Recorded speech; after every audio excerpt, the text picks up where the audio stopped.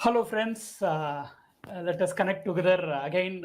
This week, I have a very special guest, Mr. G.R. Shriram, who is heading the IDFC asset management team, Tamil Nadu, cluster head Tamil Nadu.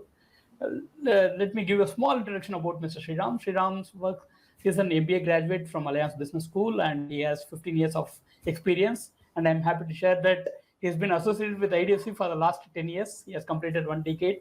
Congrats, Shriram, for that. And he has a great passion on reading books, and he is a motivational team leader for his team. And also, he conducts wonderful sessions for the benefit of the fellow mutual fund distribution fraternity and others. And he is a very passionate person, and he connects stories with live examples. Without much ado, let me invite Mr. Shriram. Hey, hi Venkat. Thanks a lot. Hi. Thanks a lot for the very warm welcome. I mean, a lot of good words about me. Thanks a lot. And warm greetings to everybody present here. Thanks for the wonderful opportunity to interact with your esteemed investors. And the work that you have been putting, in educating your investors and updating investments is just phenomenal. More power to you. I mean, continue to do the same. So let's begin, the day with three good quotes that I just came across from the famous author Nick Murray. Number one, the process of achieving wealth probably is much simpler than you actually think. Number two, if you can keep faith with few good principles consistently, wealth is inevitable in the long run. I repeat, wealth is inevitable in the long run. But then, what is that makes our investing journey a lot harder than what it actually should have been? Well, here it is. Wealth isn't primarily determined by investment performance, but by investor behavior. I repeat, Exactly. wealth isn't primarily determined by investment performance, but by investor behavior. Yes, investor behavior. With this, let's dive into today's presentation or the discussion that we are going to have, which is investment behavior. So we'll start with the first slide. So this is just a normal misconception that we all have. We are a very rational, logical being who sees the world as it really is, right? We all have this Yes. feeling that, we all have, the right absorption of the world. The way we look at the world is what the, perfection is, etc. But the truth is that we are all as deluded as the rest. But then, that's okay. It keeps us sane. So today, what we will ideally do to just move further, the next slide, talks about where we as investors lag in today's world. Yeah. History suggests us, the previous record, everything suggests that there is a big gap between what an investment return is and what ideally the investor actually makes finally. But where is that gap? This gap has been alluded to nothing but the behavior the investor displays in his investing journey. So, moving on to the next slide, what we will ideally do today is we shall look at few basic biases that we come across as investors, how these biases actually influences us, what are the plus points of these biases is, but how they affect us in our investing journey, but more importantly, how do we approach them as investors? Good to go, Venkat? Yeah, perfect. This is Okay. what I've been advocating to my clients, and happy to hear from you so that it can Great, clear great. some of the biases which exist in our system. Okay, great, Venkat. So we'll move on. So this is nothing but you will see a football goalkeeper, right? So it is a football season. We just had our Indian Super League just got over yesterday, where Hyderabad won against Kerala to claim their first major trophy. But more importantly, in aligning with what our session is, the football finals entered with the penalties. So we all know a lot of World Cups we have watched. So penalties, in lot of crucial important games actually decide the final outcome. Even though the players play for 120 minutes altogether, five penalty kicks can actually decide, the fate of the entire country as to who's winning the World Cup. So to just give a small trivia about penalties, history says that percentage of penalties that go down in the middle of the goal is actually 30%. But in reality, the percentage of the times the goalkeeper stays in the center of the goal is only 6%. Why is that? The actual record says, or statistics say that be it left, right, or center, almost equally the ball is being passed on by the person who's taking the kick. But eventually, the goalkeeper stays in the middle for less than 6%. It is very hard to believe, right? But you Yeah. want to really know what the reason is? Yes. A famous goalkeeper who once played the World Cup final clearly said that I have to move either ways, either this side or that side, because if I stay without doing anything in the middle and the ball passes by my side, spectators think that I don't do anything. So I have to do something to at least show to the entire world that I tried. This is an extremely big bias in investing terms, what we call as action bias, Action where bias. Correct. you are forced to act on something, right? So if I stay put without doing anything, people feel that I'm not doing anything. So what we ideally do is that irrespective of what the situation is, we prefer action over inaction. Yeah. But today's world presents you lots of opportunities where you are forced to react, right? Every other day there is news on some country, getting down, somewhere inflation is happening, somewhere oil is having a problem, somewhere interest rates are having a problem, somewhere currency is having a problem, or recently last couple of years we had a pandemic problem, now we are having a war Yeah. problem. So it is, you can stretch back to decades where every other week or every other month there has been something or the other problem that comes up, which in hindsight is making you or forcing you to act. But Yes. what you should realize is, what is it going to cost me by acting? At the same time, what am I going to gain by not acting?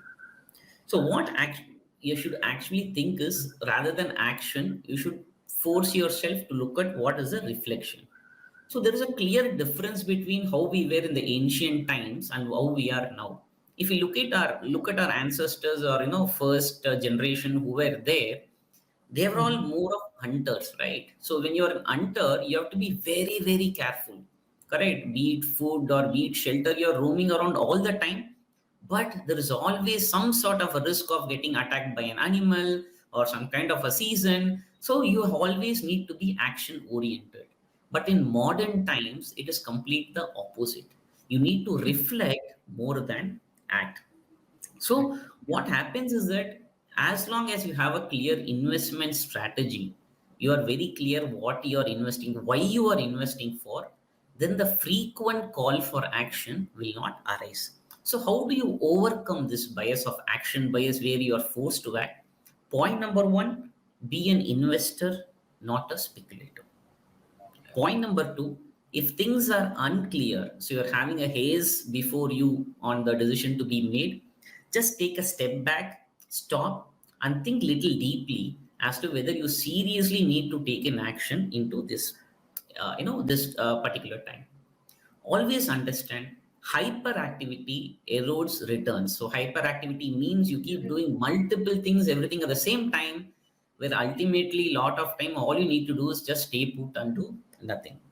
Have a stringent process, and especially like how MS Dhoni says, Yeah. process triumphs outcome. So have a more control on what process that you're following, rather than forcing on what actions you need to take at every point of time. So this is all about action bias. I'm sure Venkat, you would have come across quite a bit Yeah. of an Yeah. experience where The people investment, keep the saying, investor should shall I always redeem think now? like Yeah, yes, yes. And we keep reiterating to the clients, investors should constantly think like a investor than like a exactly. speculator. Yeah, you have Exactly. reinforced with a wonderful example. Yeah. Exactly. So with this action, we'll move on to the next bias, which we normally come across not only investing elsewhere also. So if you look at the next slide, it talks about the misconception where we actually think that our opinions are a result of years of rational objective analysis. So we have done all our research before coming onto this kind of a judgment. But the bitter truth is that all our opinions are a result of years of paying attention to information that confirmed to what we already believed in, while ignoring all the information that challenged your preconceived notions. So, what it means by this is we are all typical human beings. So, human beings are very unique in that way that we all like to be told what we already know. If, for example, a debate comes, at some point of time, is Sunil Gavaskar a good batsman, Virat Kohli is a good batsman, or even a Sachin Tendulkar is a good batsman, we already believe whom we want to, support, and we actually take data. Say, for example, the person who is quoting Tendulkar versus Kohli could actually say that, in today's context, there is so much of freedom to the batsman, so much of, you have this DRS, this, that, etc. So, It's a probably that is why batsman Kohli friendly has a game. better, so Kohli has a better record for Sachin. Yeah. But if the same person you compare with a kind of a Gavaskar, he may not be of the view that Gavaskar at his point of time when he was a prime, he faced the most, what do you call, Body the language bowlers. bowling lineup of West Indies, which nobody could see, and he was not even wearing a helmet, right? Correct. So it is a different scenario altogether. So what happens with this kind of bias is that we take information or we allow information to pass through us only what we already believe in. So we remain very alien to what the new information that comes to us. So there was a, when Obama won his second election in US, there was Mhm. a trend that was witnessed in Amazon sale, where everybody went and bought either a Obama book or everybody went and bought the book which is on the other side of Obama. So what it said is that people weren't buying books for the information, they were buying books for the confirmation, which is nothing but they already believed either to support him or not, and they ended up buying which allied with what their existing, Your thinking thoughts. is. Yeah. So Yeah. what you need to ideally do is that you need to understand that facts do not cease to exist even if ignored. So facts are facts, right? End of the day, they are always there. Yeah. So what it helps in investing is that in investing, this confirmation bias restricts our thought process and thereby looking at misallocation or opportunity. So what it actually means is that if you already believe in something, right? Investing is a very dynamic world, so you understand a lot of Yeah. new opportunities coming. You have to be, in seeking the person who's seeking information more, right? So that is how you need to be in investing world. So but if you already conform to only one set of beliefs and you remain ignorant or not wanting to accept new information, it only puts you in a handicap in having a good investing success. So how do you address? Point number one, seek for disconfirming evidence. So what it means is that whether you're acting or not, accept information that actually contradicts to what your belief is also. Hear to both the sides before taking an informed decision. Think very critically that if you're of one view, the other person is of another view, what is that the other person know that you don't know? No, a lot of times we tend to miss this question, right? It can be not only for Yes. investing everywhere. What does the other person know that you don't know? So that is very critical. So confirmation bias, a lot of times where it leads us is that we end up taking information with one-sided data where Mm. a step ahead to understand the other side could actually help us take a much more informed decision. So this is where confirmation bias comes in. I mean, I'm sure Venkat, you must have come across this quite a bit. Yeah. Yeah. Yeah. Everybody would want to align with their thinking. So, like, you go little, give a little different view. People may look at you and say that, no, what is this? I'm not able to understand or I'm not able to accept, things like that. Yeah, true. Because we can even give that age-old investment thoughts Yeah. of what they believe is good, not open Correct. to new things. Also, that can Agree. also be a Agree. great example. Agree. Yeah. Agreed. So moving on to the next one, it is very, I think, one of the most interesting biases that we actually would come across. So you are seeing two cups, right? So it is Yeah. nothing but how marketing actually happens in today's world, right? So this Okay. the frozen yogurt cup where one says 20% fat, the other says 80% fat free. So what would you ideally buy, Venkat? 80% fat free. Yeah, correct. But ideally, both these cups denote the same thing, right? Same meaning. Yeah. It is a Yeah, positive affirmation. What exactly. you? So 20% Yeah. fat means 80% fat free. So 80% fat free means 20% fat, right? But this is how framing actually works. The way the data is presented actually helps you take a decision, right? So this is something you need to be very, very critical about, how framing happens. So to just give you some more examples, right? You take today's example, right? There is call for India not to purchase, oil from Russia. We'll have sanctioned Russia as a country, which is supposed to be in war, etc. But not Yeah. many are talking that the NATO countries still continue to import from, oil from Russia. Correct. Okay. So, but that has not been, told to you. All you have been Hmm. framed is that you should not purchase oil from Russia because it is a country which is in war. Correct. Yeah. Anybody can remember the Bata ads, right? The Bata ad will never have a whole figure, right? It'll be One 199.9, triple nine, one triple triple nine. nine, two triple nine, and 99.5. So that is how it used to be Yeah. promoted, right? So that you don't get the Yes. entire whole picture, but that is some kind of a framing, like in your mind what you are looking at. Like to just give you a little bit on the humor side, you can look at your CTC also, right? So for working professionals, most of the time the Yeah. CTC will be like a typical frame.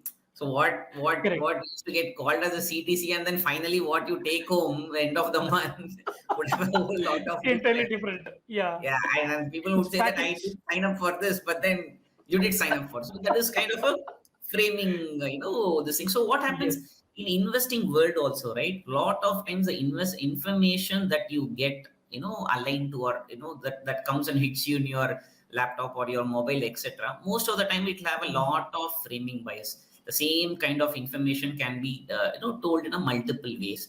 So you need to understand that how do I dissect this and understand where I can get more of the facts. So how do you address this framing bias?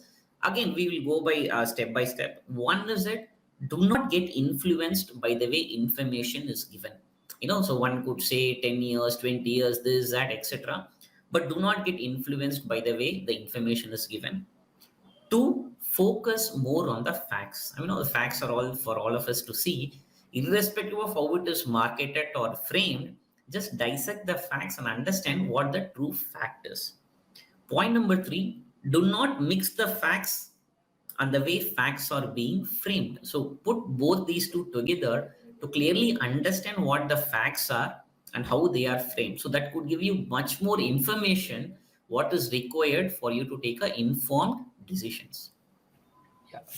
So So reading we'll between the lines is very important. exactly, very well Yeah. put. So that is reading between the lines is much more important. So Yeah. we'll move on to the next one. So again, this is very critical in today's world, right? Where we Yeah. end up doing a lot of online shopping. Things have only gone up in the last Amazon 2 years. sale always attracts right Exactly. through the So, year. exactly. So this anchoring is extremely important. So what happens is you can see the image there, this anchor bias image, where you have one shoe that is available for $150, where no one wants to buy, but then there is something else which talks about $199, but the coming with a 60% discount. It could be the same shoe end of the day, right? But the Yeah. way the original price is anchored makes you believe that it is a very costly shoe, but you're getting at a 60% discount. So I have a story where one of my a good friend was sharing about this. He said, I wanted to buy a mobile. So that mobile was costing around 30,000. I bought it for 20,000. I saved it in 10,000. Then I just told him, had you not participated in the sale, you would have actually saved 30,000 itself, right? What? So that is how things are. So Yeah. this anchoring is a very powerful tool or very powerful mechanism of projecting data to you to take you to a place to believe that this is what the true value or the true cost or the true what do you call it is the true value basically. So But just actually, marketing what happens? There is activity. exactly. Yeah. So there is a wrong anchoring map. So what happens? Your brain naturally takes you to believe that this is what the right price or this is what the right value to it is, and you start measuring it from there onwards. So what happens is that anchoring is very important because a wrong anchoring can set a indifferent expectations, and what actions or what approach you follow could also have an impact. If the anchoring is wrong, everything else could have a problem what you follow with. So to just ask a basic question, Venkat, so what do you think is the Yeah. anchor for selecting a right fund? Usually, for the new investors always look at the past performance and then Exactly, take it forward. exactly, So, exactly, but we need to dissect a lot of information on the process and how it should be done to select a fund and and you are investing for the future, not exactly, for what has happened in the past. So, with that exactly, exactly. assumption, we will take them forward. But Exactly. Exactly. actually, The I common, see that new investors are getting into this bias. exactly. So today, what happens? Most of the anchoring happens with, what is the performance of the scheme, etc. Yeah. And especially with today, you have a lot of topics covered in the media here, there, which says six best funds to invest in, top five-star rated funds, etc., etc. So how do one should approach this is that take a step back and think first. First important aspect when you come across is you need to understand why you started investing in the first place. So like how you rightly said, it is for a long term, it is you're investing with a purpose, with a reason. So that we need to understand why you are investing in the first place. Also understand, are these anchors saying the best funds, the top five funds, etc., are these anchors changing your course in investing or making you move away from your goals? So if your answer is yes, Yeah. where it is typically making you away from your original purpose, then these anchors are bad anchors. Yeah. This anchors is True. not something you should actually, look at all. Correct. Look at it. That is how you need to look at. So, I mean, we just discussed today, three, four basic biases which Yeah. help. So, one is the action bias where you are forced to act on something, while most of the times you need not react. It's a very dynamic world. We continue to keep evolving, changing. If you start acting every time, then finally you are in a disarray. And point You of move proof, away. point You don't move. yeah, exactly. And point number two is on the confirmation bias, where you need to seek disconfirming evidence. Not it's not that what you believe is what the world is. So understand the other point of view also for you to take an informed decision. You never know, right? Most of the times, most of the business leaders who are successful always have an open mind when taking feedback. Correct. That is how the most of the popular business Yeah. leaders or popular businesses have grown. And number three, we also looked at framing bias, how the same data can be presented in two, three different ways. But what is more important is for you to understand what the real facts are before taking a decision.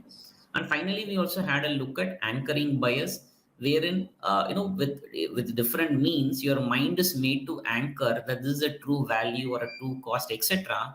And finally, it makes you act onto something. So that is something we need to avoid. So in all these, basically 1 to 3 points is that you have to focus on the facts, understand why you are investing, and more importantly, you should have a good guidance for you to ensure that you don't fall prey into all these biases which can influence. So that is where the next two slides we are posting on. So the final two slides that we are going to discuss about, the same slide I started with, the investment return, investor return. The biggest difference that we feel between the investment return and the investor return is nothing but the behavior of the investor. When an investor individually succumbs to lots of these biases that is influencing him from left, right, center, etc., he needs to stay, have his feet on the ground and not keep moving to every news that is attacking him. So how does he do that? How does he not fall prey to any kind of biases? That we'll conclude in the last slide. This is nothing but a role of a financial advisor.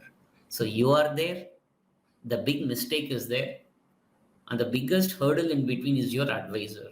Your advisor is going to be the guide, is going to be your philosopher, is going to be a friend that is going to help you not commit any big mistakes. So as I told you, investing is a long journey. It is little simpler in nature.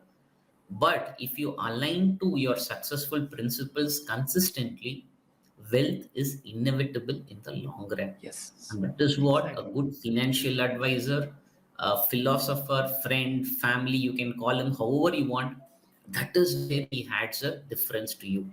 So he will keep reinforcing you why you have to invest, what is that you are investing for, how long is your goal supposed to be. So that is what he is going to reiterate to you year on year on year. A lot of things what he may be sharing with you could be very boring, because investing in general is boring, because all his duty is to make sure you achieve the goals and not fall prey to most of the biases that normally a human being would fall prey to. So with this, Venkat, I'm concluding the discussion that we had. So Yeah. hope No, it was informative. it was really wonderful. You made things much, much clearer. In fact, you put the nail correctly at the head, saying that we will always take the investors to the goal post, and it is our responsibility to ensure that.